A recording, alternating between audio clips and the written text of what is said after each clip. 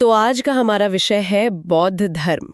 हमारे पास जो दस्तावेज हैं उनका शीर्षक है बौद्ध धर्म, उत्पत्ति, शिक्षाएं और वैश्विक प्रभाव। आज की इस गहरी पड़ताल का मिशन इस प्रमुख वैश्विक दर्शन की जड़ों को समझना, इसकी सबसे दिलचस्प शिक्षाओं को जानना, और ये भी कि भारत में जन्मा एक विचार दुनिया भर में कैसे फैला। बिल्कुल, और अब अपनी ही जन्मभूमि में एक नई कहानी कैसे लिख रहा है। तो चलिए शुरू करते हैं। और ये कहानी शुरुआत होती है एक बहुत बड़े आंकड़े से। अच्छा। हाँ, दुनिया का चौथा सबसे बड़ा धर्म, 32 करोड़ से ज्यादा अनुयायी। ये सिर्फ एक संख्या नहीं है। नहीं, ये इस विचार की ताकत को दिखाता है। बिल्कुल, और यही बात मुझे सबसे ज्यादा हैरान करती है। 2500 साल पहले का एक दर्शन आज की इस तेज रफ्तार टेक्नोलॉजी से भरी दुनिया में इतना प्रासंगिक कैसे है। सही बात है। इसमें जरूर कुछ ऐसा होगा जो समय से परे है। तो इसकी शुरुआत कहाँ से हुई? देखिए, इसकी शुरुआत होती है एक राजकुमार से, सिद्धार्थ गौतम, जिनका जन्म लगभग 5वीं शताब्दी ईसा पूर्व में हुआ था। उन्होंने महल की सारी सुख सुविधाओं को छोड़कर जीवन के सच की खोज शुरू की। और फिर उन्हें ज्ञान मिला।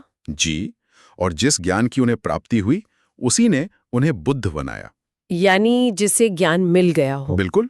और यहाँ सबसे दिलचस्प चीज ये है कि उन्होंने किसी ईश्वर या देवता की बात नहीं की। उनका पूरा ध्यान इंसान के मन और उसकी पीड़ा को समझने पर था। आपने बिल्कुल सही पकड़ा। ये एक तरह से धर्म से ज्यादा एक मनोवैज्ञानिक और दार्शनिक खोज लगती है। हाँ, कह सकते हैं। इसकी जो मूल शिक्षाएं हैं वो ज्ञानोदय, करुणा और अष्टांगिक मार्ग जैसे बिल्कुल व्यवहारिक सिद्धांतों पर टिकी हैं। ये जीवन जीने का एक तरीका है। जी, एक आंतरिक यात्रा है।